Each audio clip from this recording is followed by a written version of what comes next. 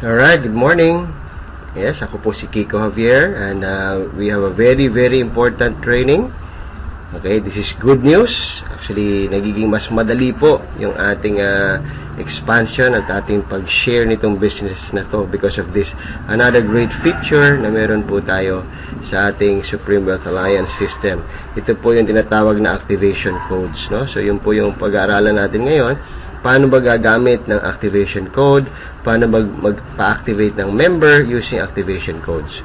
Okay, so once we log in to our account, puntahan po muna natin yung e-wallet natin. Okay? Ayan. So make sure po meron tayong $55 para makabili ng activation code. So kung titingnan nyo po rito sa account ko, meron pa akong balance sa $295 at pwede ako makabili ng 5 activation codes, no? So ganito lang po kasimple yan. I-click nyo lang po ito sa transaction type. Pag-click nyo, piliin nyo po itong sa baba, purchase activation codes, then isulat dyan kung ilang activation codes yung bibili nyo. Okay, so and if you click submit, ito po ang lalabas. Actually, kanina po when I was trying, nakabili na po ako ng isa, no? Yan mismo ang lalabas. One activation code, $55, no? So, after that, asa na activation code? Pumunta po tayo dito. Activation codes. Click lang po yan. Ayun, nakalagay po dyan yung security pin at yung user ID. Take note of this ID and pin. Ito po yung papagamit natin dun sa incoming member. Okay, yung bagong papasok, kailangan ibigay nyo po itong dalawang batch of numbers na to. Okay, so mag-example po tayo actual. Alright, so meron po tayong sa sign up. Okay, pinayagan po ako na gawin ito ng aking kaibigan.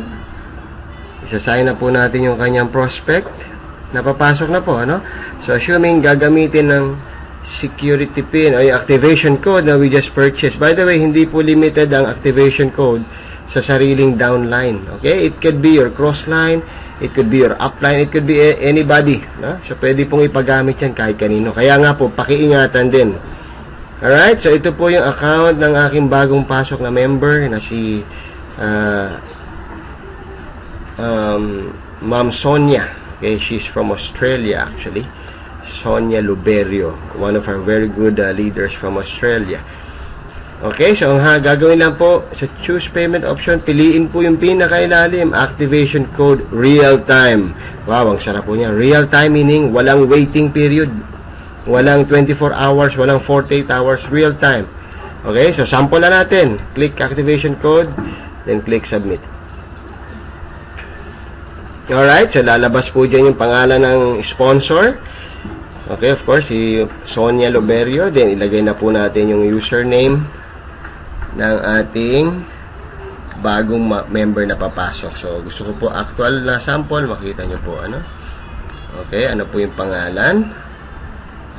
Maria Taylor. She's also from Australia.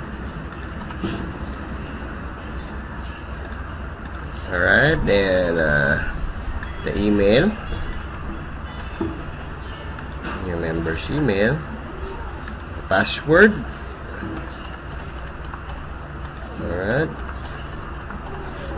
Ayan. Dito na po, hihingi na po yung user ID and security pin.